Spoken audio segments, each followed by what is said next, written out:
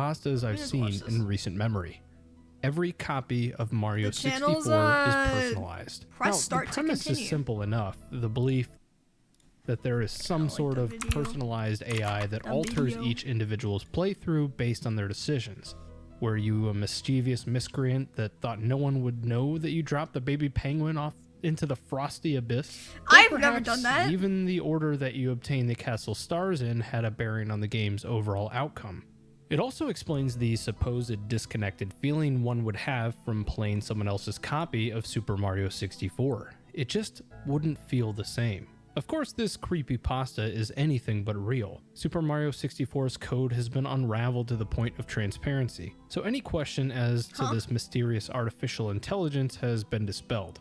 But that didn't stop conspiracy theorists everywhere from jumping on the Super Mario 64 creepypasta bandwagon. Just by simply searching Super Mario 64 Iceberg into YouTube, you can find hour-long dissertations and dissections of similarly creepy compilations of odd, disturbing, or terrifying theories surrounding the N64 game.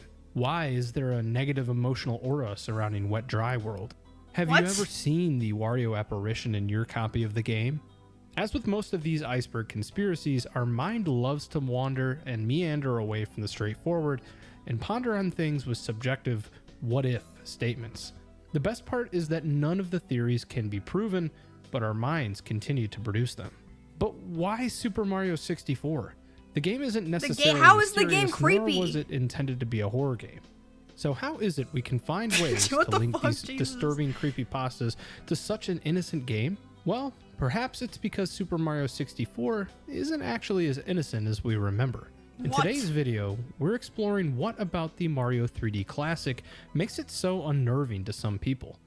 So sit back, relax, as we uncover Super Mario 64's unsettling truth.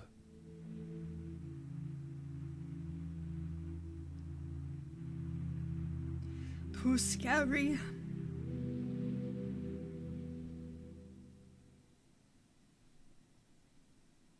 It wasn't until a few months ago when I played the re-release on Switch that I started to think about some more of the things that unnerved me about Super Mario 64. The game looks very much like it did in 1996. For better or for worse, Nintendo did absolutely nothing to spice it up.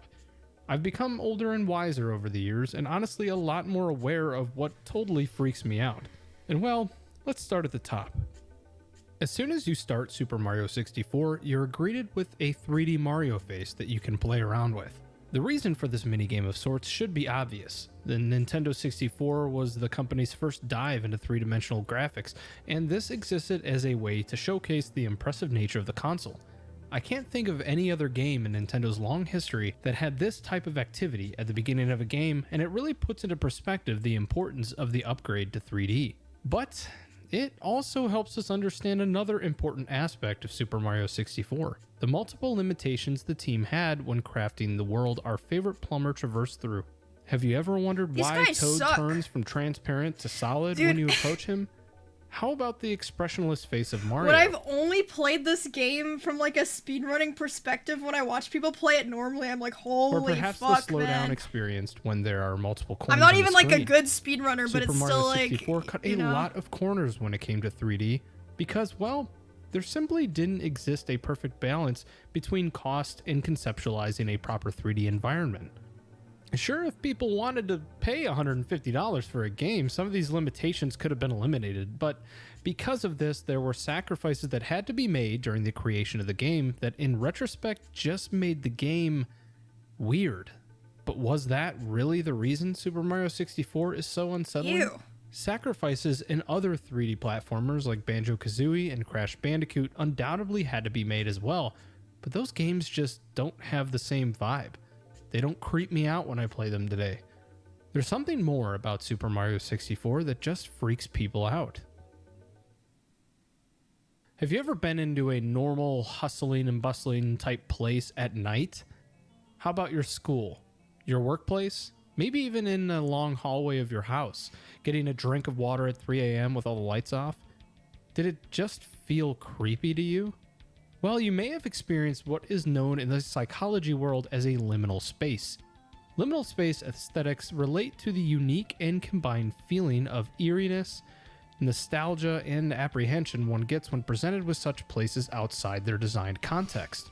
In Super Mario 64, none of the usual business is present, outside of maybe Bob-omb Battlefield or Whomp's Fortress. Peach's Castle is a barren wasteland. When outside, there is absolutely no music or life, outside of some bird chirps and butterflies. Going inside, your mind starts to play more tricks on you. Everything just feels so empty. And it lends a disturbing vibe that I just can't shake. A lot of Miyamoto's inspiration for video games came from his experience as a child, and it was once stated that Peach's Castle was no exception. The many floors, locked areas, and basement make it resonate with dreamlike appearances. Perhaps the most fascinating part about Peach's Castle is that by definition, it's not really a liminal space. It's an area we've honestly not explored before, but it feels off all the same. Like we expect things to feel one way, but they just don't. Think about the beginning of the game, for example. After you boot things up and select your file, you're greeted with a castle flyover and dramatic intro music. And then, silence. Examining your surroundings point to landscapes that are just out of reach. The washed out backgrounds are almost dreamlike, pointing to an Alice in Wonderland style aesthetic. Wait, what? I mean, there aren't even any direct walking paths to the castle. Why did Mario come out of a pipe at the beginning of the game? Is this really even Peach's Castle at all? Or just some mirage created by Bowser? Wait, what? The deeper we traverse into Peach's Castle, the creepier it becomes.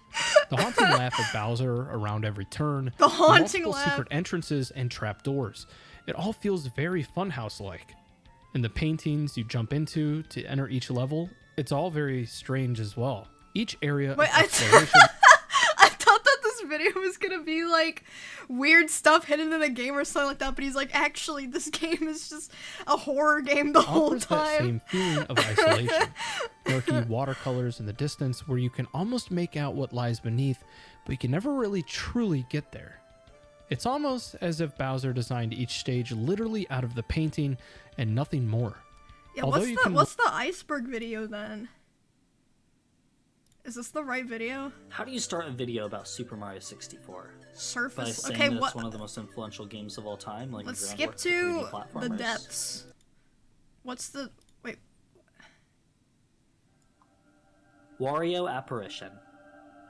In 1996, Nintendo held a panel at E3 which they called Focused on Fun, meant to highlight their consoles, upcoming games, and other video game-related Nintendo offerings. At the beginning of this panel, Wario appears on the screen, superimposed over the entrance to Dire Dire Docks, and starts telling the audience that Super Mario 64 is, in fact, not fun. Oddly enough, some players have reported entering the star door that leads to Dire Dire Docks, only to find the Wario face staring at them, and proceeds to chase them down, which some have reported as being a boss fight that is winnable, to some saying that it always results in death, some say, and sometimes even crashing your game. Is this not just like a creepypasta or something? I have more to say about this, but it'll have to wait. Some say. More on that later. It'll have to wait. Ally with info. While I don't personally think that this should be on the Iceberg, since it's not even in Super Mario 64, but it's remake on the DS, which okay, what's like the abyss? What's in the abyss? Enchanted SC-88 samples used in soundtrack.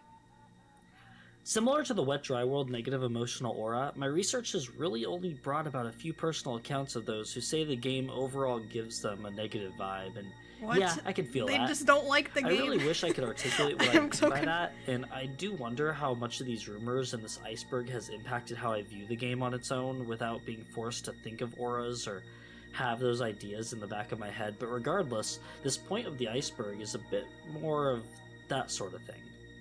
Whether it be the strangely calming yet melancholic melody of Jolly Roger Bay, the previously mentioned aura of Wet Dry World's music that I swear leaks into every other stage that uses the same track, even only ever so slightly, why are there so many of these for so many... The SpongeBob Iceberg! What? What is happening? Okay, SpongeBob, you...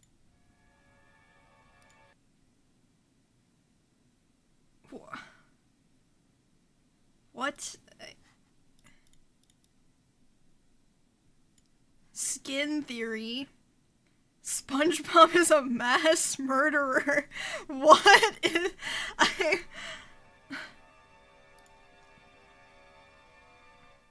Skin theory. This is another one with its own video, but the quick version is that everyone in Bikini Bottom is wearing multiple skin suits. And this is just evidence comes from things such as the salmon suit in Dying for Pie, the multiple times where someone is wearing a fake suit of the main character like in the Gorilla episode or in Spy Buddies, and many other incidents. Watch the video by Doug Woolover, link in description. SpongeBob is a mass murderer. The moon. Can I go? No way, SpongeBob. Especially after your little mishap with my whirly bird. SpongeBob will outlast human civilization. Very few shows last as long as SpongeBob has. And with no signs of it stopping, who's to say when it will truly end? When all is said and done, and the world is ended, humanity is dead, one thing that will still be here is evidence of SpongeBob. With how much merchandise is created, something will last. Okay, that's a reasonable... civilization. I mean, that could be true for a lot of things. Episode 5572-220. Every episode of SpongeBob has a reduction number. This is just the number to show the order that episodes were made. However, for some reason, the number 5572-220 was skipped. The episode's lost. What it could be is a mystery. Maybe it's the real Red Mist, or maybe it's an episode so disturbing Nickelodeon hid it as to keep it hid from us. What? Or maybe it's the answer. Steven Hillenberg tried to warn us. Everyone thinks SpongeBob is just a fun show, but it's not. It's a premonition. Steven Hillenberg was trying to keep... I can't tell if this is serious or not. It's too late. SpongeBob represents many things. The 7 deadly sins, the radioactive aftermath of World War II, and it represents what will happen to us as a society if we don't... What the fuck is that? What is it that he's warning us? What? Well, Is this serious? 2-220 was supposed to be the final warning. It was an episode in which Steven Hillenberg tried to save us, but he failed. We are doomed. The only thing that will survive the destruction will be SpongeBob. The real Iceberg was actually the friends we made along the way. Aw.